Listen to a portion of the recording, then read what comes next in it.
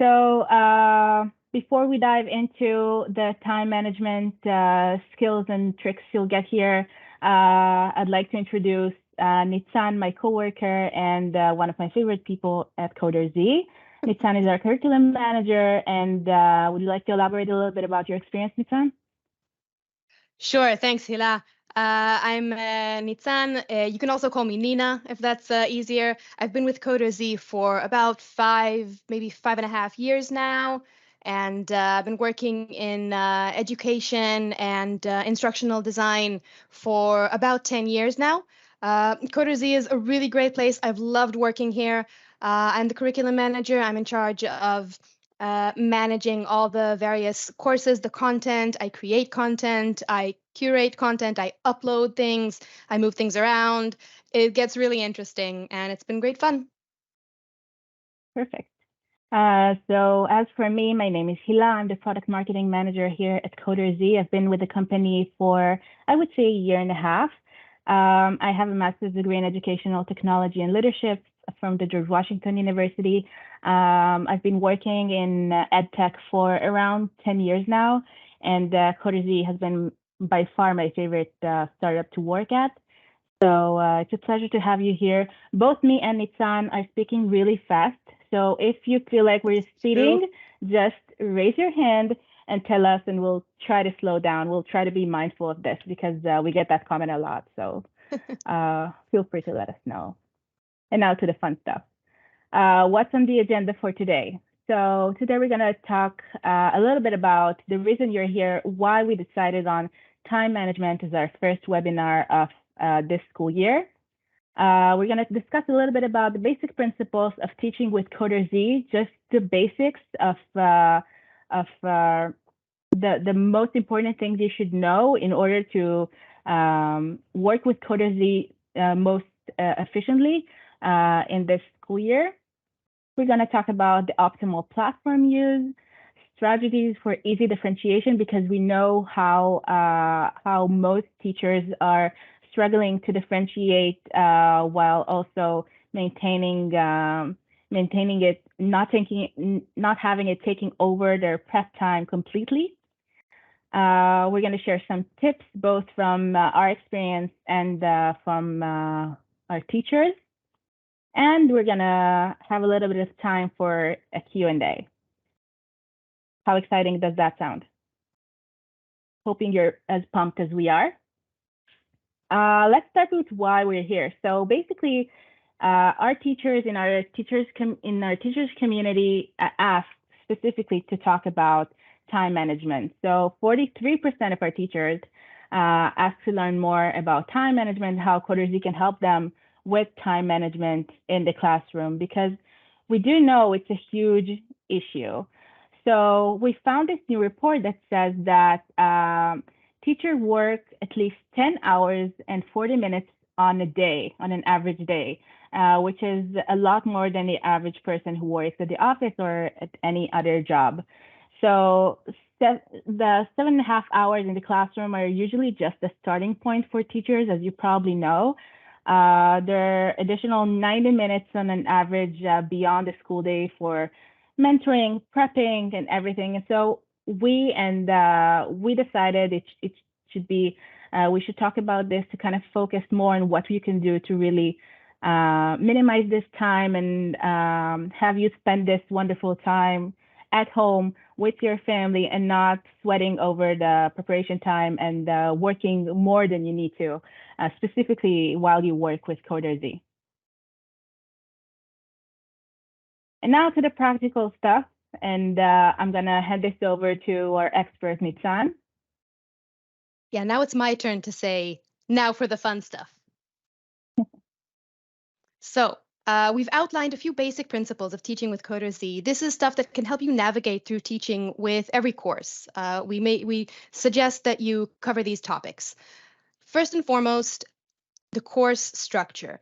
It's really important to know the course layout. What you're seeing right now is a table of contents of 3 different courses. Some of you might know these courses if your organization has purchased them, if you've had the chance to already teach them. So this is like a table of contents. What you're seeing is a screenshot out of the table of contents from the teacher guide of 3 separate courses. It's important to know more or less how many lessons each course contains and to do some math. Do you have enough time in the year or semester to teach them all? Would it be best to split teaching this course up into several semesters? Or if it's an after school sort of extracurricular activity, how much time would you roughly be able to give to each lesson? So this is an important feature of course management. And since you can see in advance how many lessons you have, how many sessions you have, it gets a bit easier to know to sort of calculate this. Another thing, oops. Another thing is the subject matter of each of these lessons that I mentioned. This is a screenshot from a different page, sort of another type of table of contents that you can see for one of our courses. It's specifically the Code Farm course, if you're familiar with it. This gives you the general subject matter of each lesson. For instance, is this lesson about turning? Is this about the gyro sensor? Is this lesson about repeat loops, etc.? So you can always decide ahead of time which lessons you want to teach. Maybe you want to switch around the order. Maybe if you know your students' level of experience with coding, with STEM, with computer science, you might want to skip ahead, and that's totally fine. I mean, maybe your students already know how to use repeat loops. So aside from letting them experience the specific block that's relevant, how to code repeat loops within the CoderZ learning environment, you can decide. It's always up to you if you want to structure the course, if you want to teach the course exactly as we've structured it, or if you want to move around.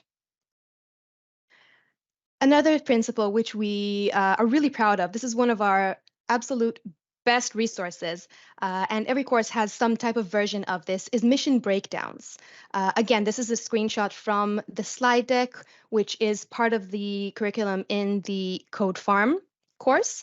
And it's a mission breakdown, which it's a few slides. We have another guest. It's a few I'm slides admitting, that, don't worry. thank you.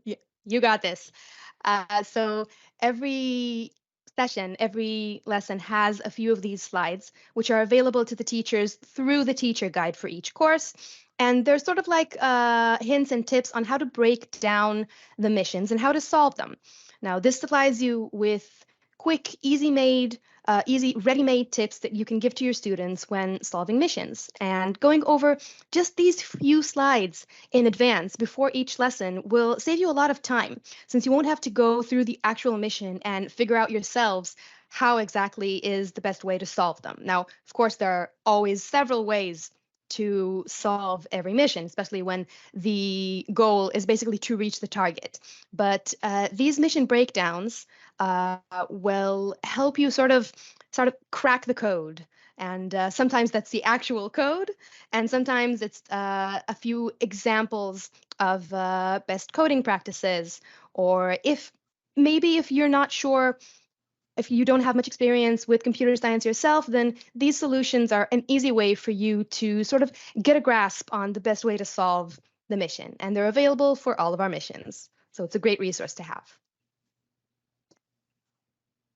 Another thing which is similarly available for most of our courses within the teacher guide is assessment opportunities. You can also treat these as sort of key missions.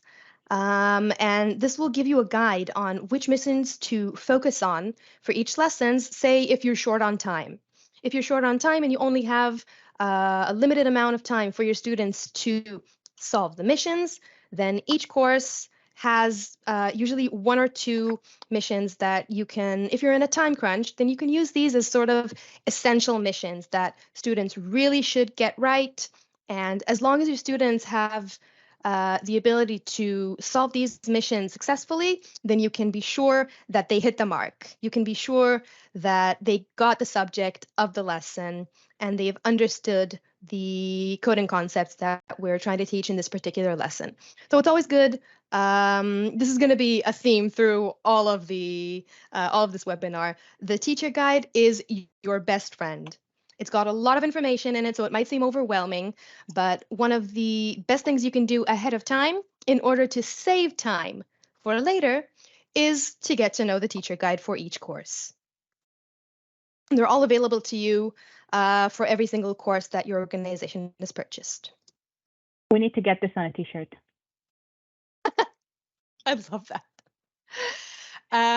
If there are any questions regarding these basic principles that I've outlined up until now, feel free to put them in the chat. One of our colleagues might be able to answer, and if not, you can always ask during our Q&A session at the end of the semester, at the end of the webinar. Sorry, I'm in a school teacher kind of mode today.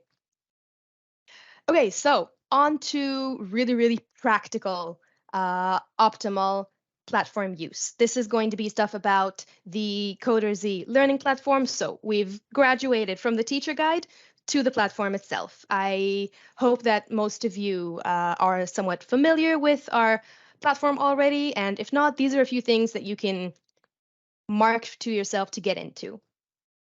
First thing is content management.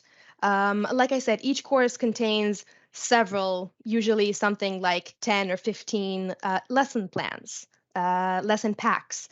And you can decide about this pack availability. You have to be smart about course management. So think on how well you know your students and think about the amount of time you plan to spend teaching this course. Is it best to give the students free access to all the course's lesson packs from the get-go? Or is it better to maybe give them access gradually?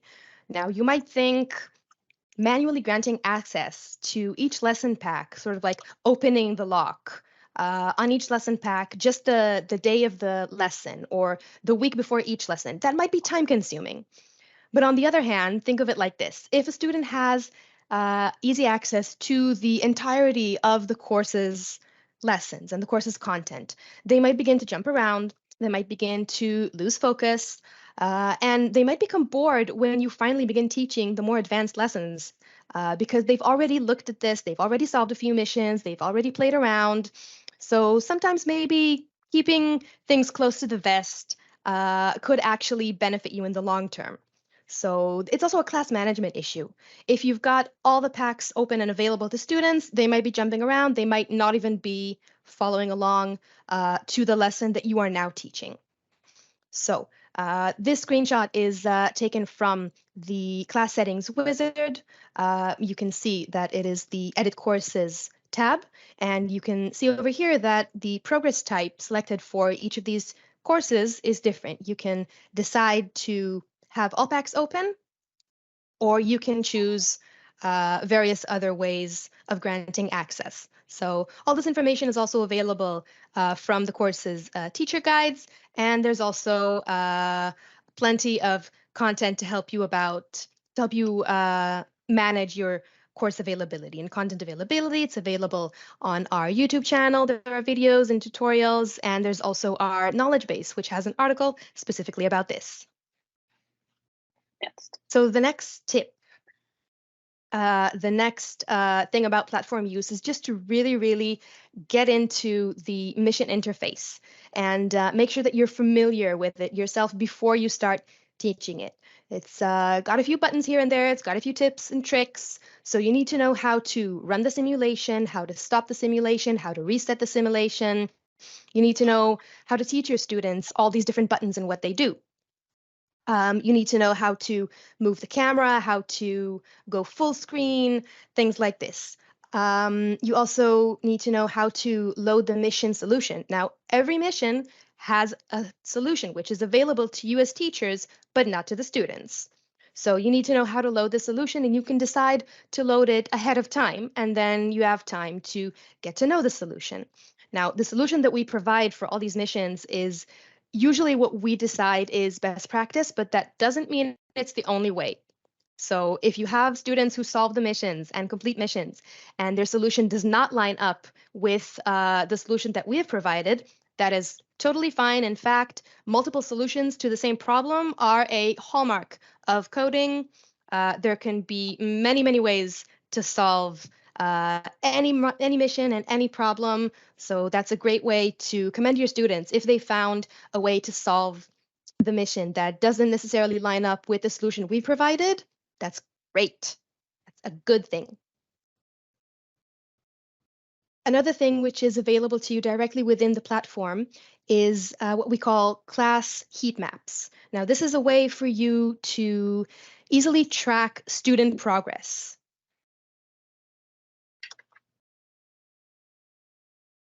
Sorry, tea break. So, tracking student progress is essential for teachers, and especially if you're using a virtual platform, which CoderZ is. It's a CoderZ virtual learning platform. So this is available for every class you have, every class you manage, and it's also available and shows relevant information for every course that every class is enrolled in. So it's a matrix. It means that you can see how the students are progressing in each course, and you can see that it's color-coded. So green tiles mean that a mission was completed successfully, a yellow tile means that the mission was not completed, and a gray tile means that the mission was not even started, wasn't even accessed. So this gives you a lot of insight.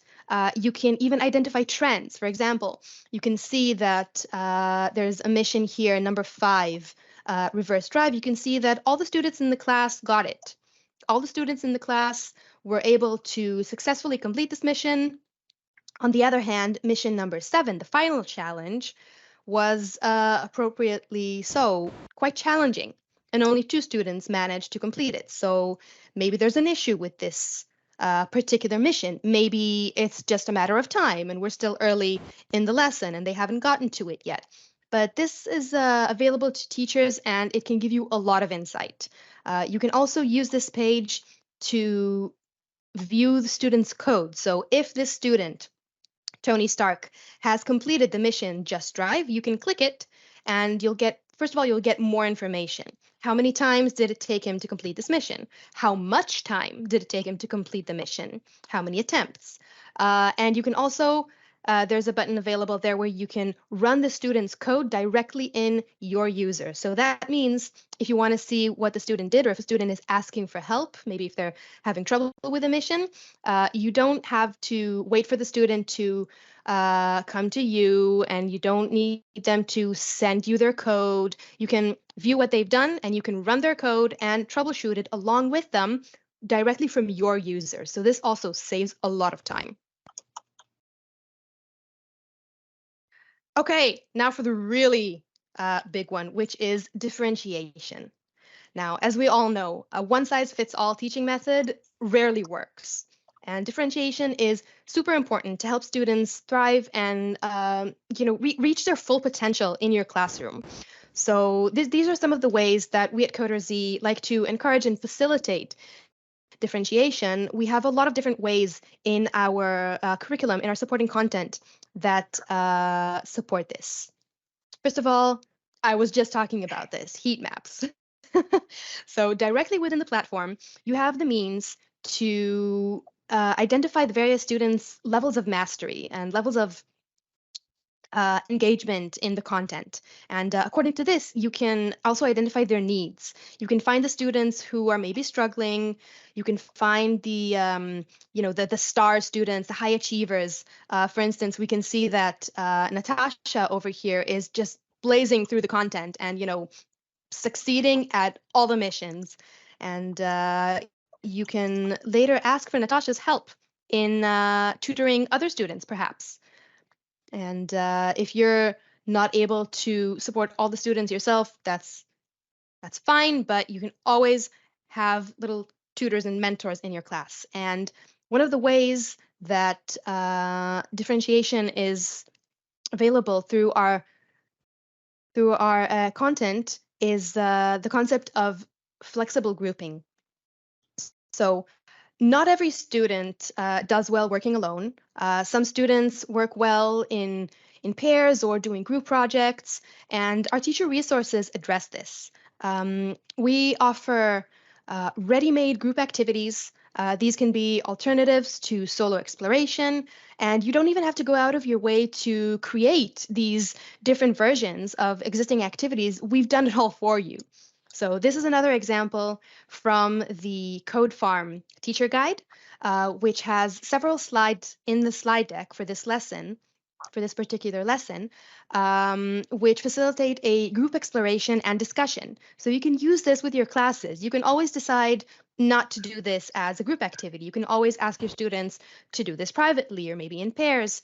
But one of the best ways that we've found for engaging with students is to do things in groups. And you can do this as little projects, or you can do this as a class-wide activity. And of course, that helps. That's more easily done if you're in a physical classroom.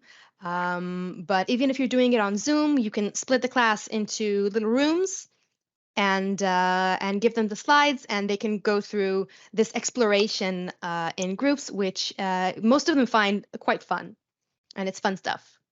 So Nitan, we have a question for Jim, just before go you ahead. move along. On the heat map, Thor on one of his green boxes has a red dot under double turn. I've never seen that before. What is that indicating? You beat me to it, Jim. Oh, well then never mind.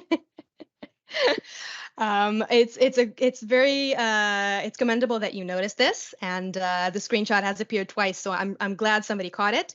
I will mention this in the next slide, so don't worry.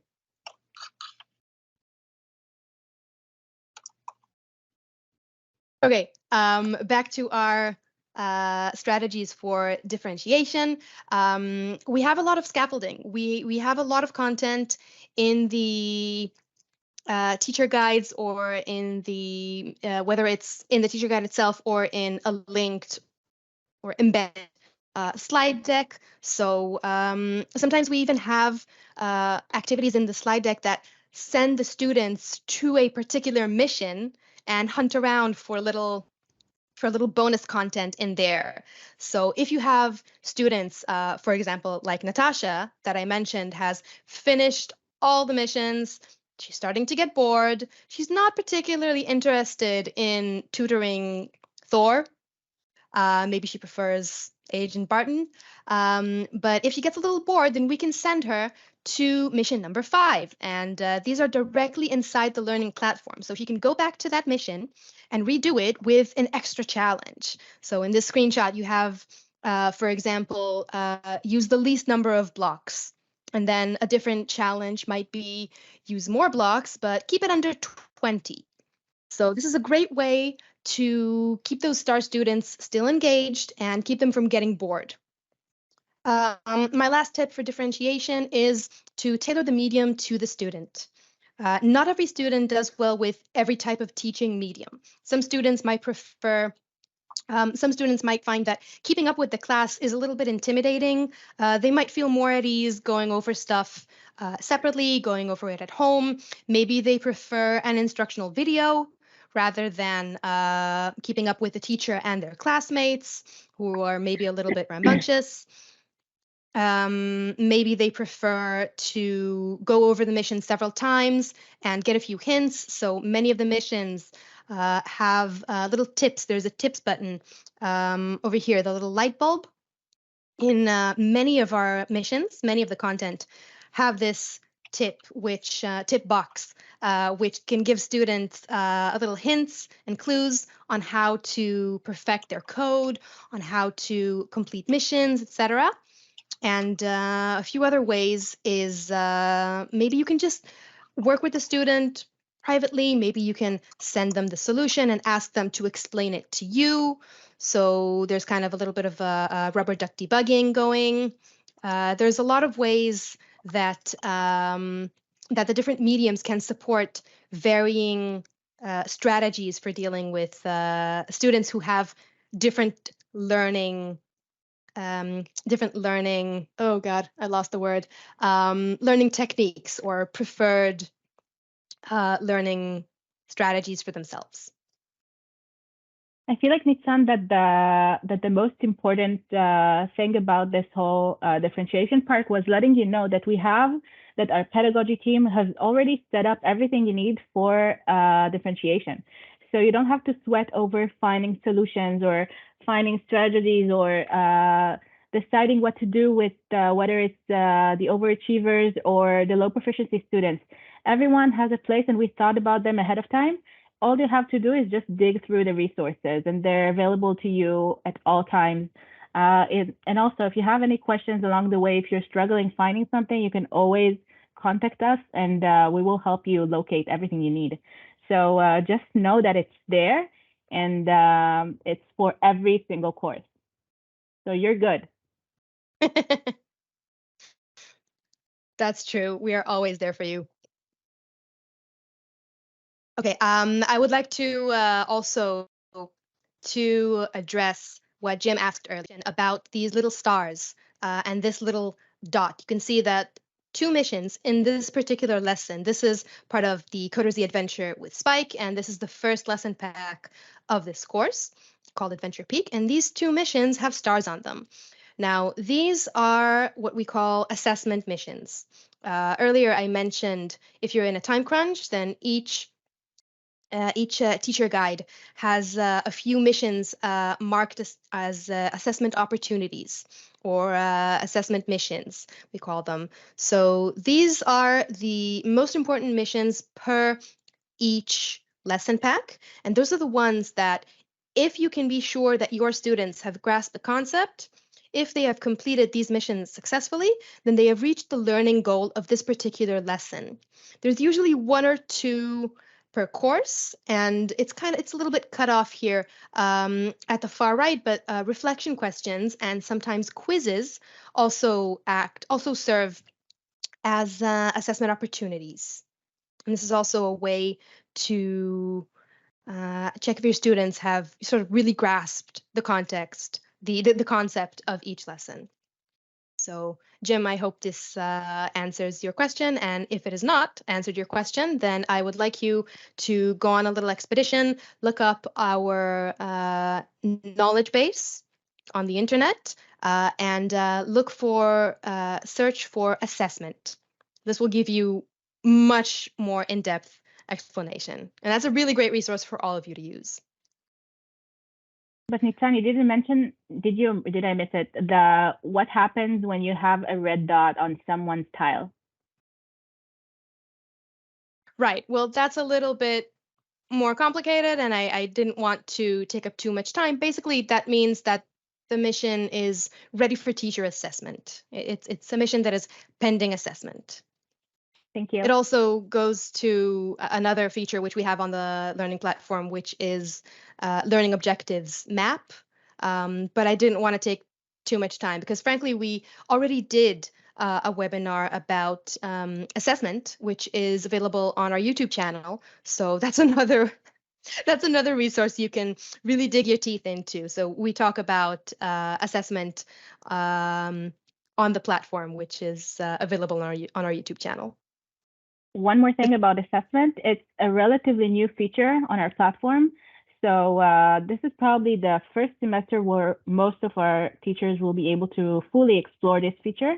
And would love to get feedback from you as you get to know this a little better and you play with the heat map and you see how it works with your students. If you always have any feedback, just reach out to us. Let us know. We're constantly improving our interface and the product. So feel free to let us know. We're gonna continue reshape and make sure that it's the best assessment tool for you to use. Absolutely.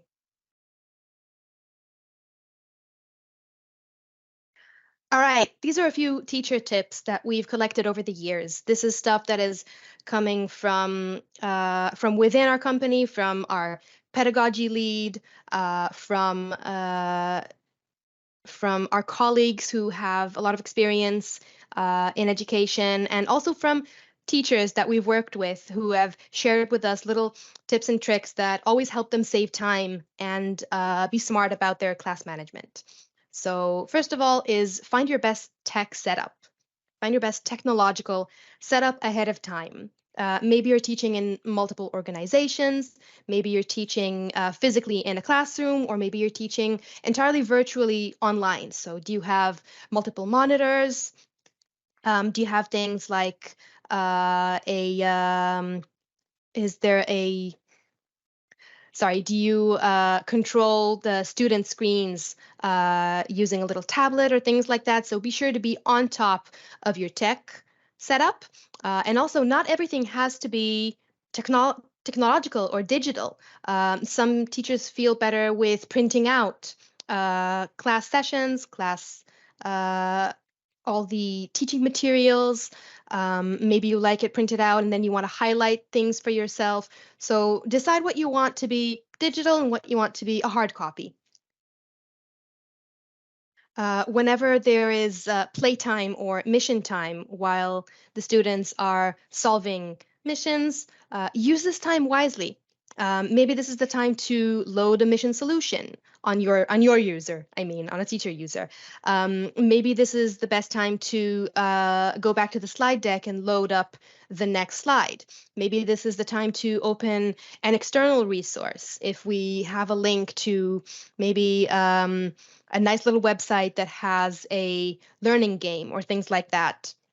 Maybe this is the time to collect data and go over this class's heat map to see it updates live. So you can refresh it and you can see who's solving each mission at that time. And as long as the students are not actively calling for you, this is the time to prepare for the next step in each lesson.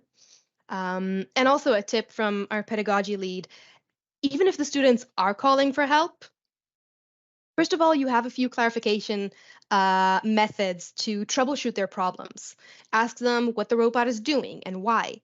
Ask them what type of code have they already tried and what happened. At what point did things go wrong? You can have them use pseudocode, which is actually one of the topics of one of our lessons, both in Code Farm and in the CoderZ adventure with Spike. You can have them just write out in normal language what the code should do, and then try to figure out what went wrong.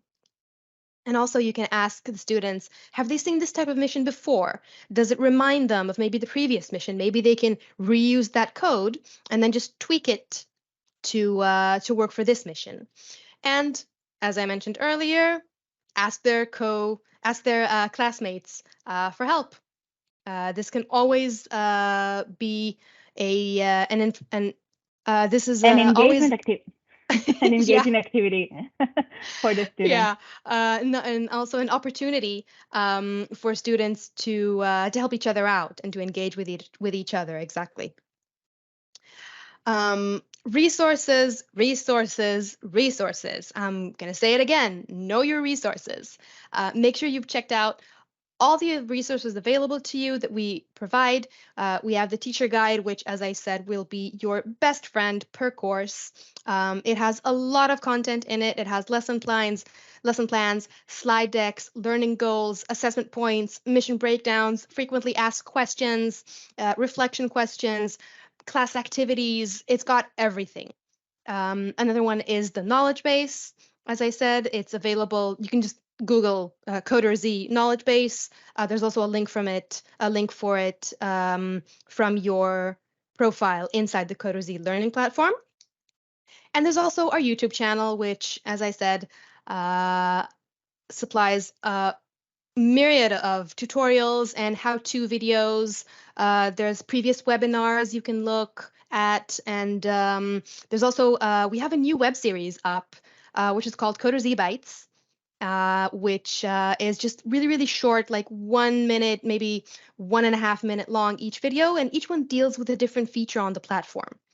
So if you want to know how to download and upload your code so your students can send their code to you, or you can send the solution to your students, we've got a video for that. And lastly, sharing is caring.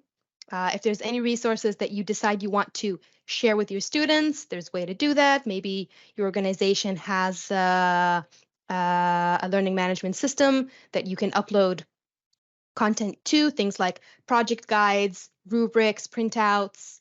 If you want to share mission solutions with your students, that's a possibility. So any resource that you decide is something that could help your students, go ahead and share that with them because they will appreciate it.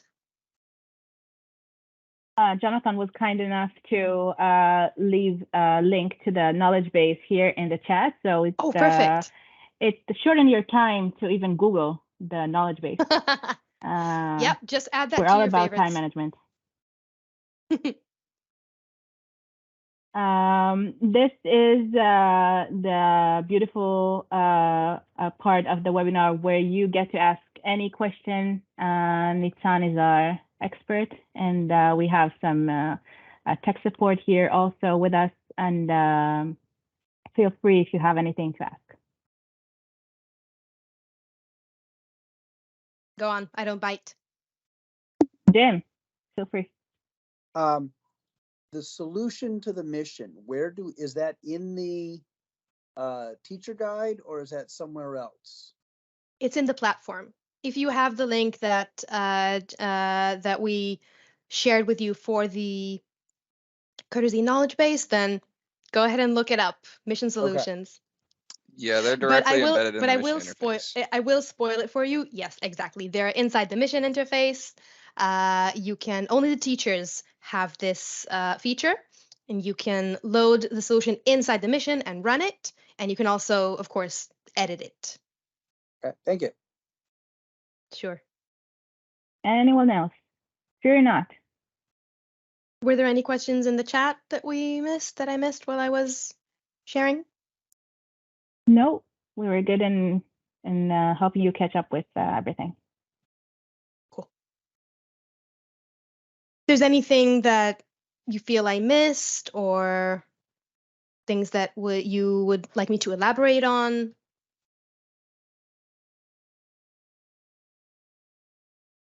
I think they're good, Michan. I think you did an incredible job. Or maybe they're just shocked. Maybe, because again, we speak really fast. But this will also be uploaded to our YouTube channel. So if you want to refresh your memory later on what we discussed today, you'll always be able to refer to the webinar in our YouTube channel. If no one has any further questions, we'll set you free. Thank you so much for joining us this afternoon. It was a pleasure. We hope you'll get the most out of your CoderZ experience. And again, we're here. If you have any questions, just contact us at contact@gocoderz.com, and we'll answer right away. We're always there. Thank you. Thank you so much. Yep. Thank you for Bye, your time. everyone.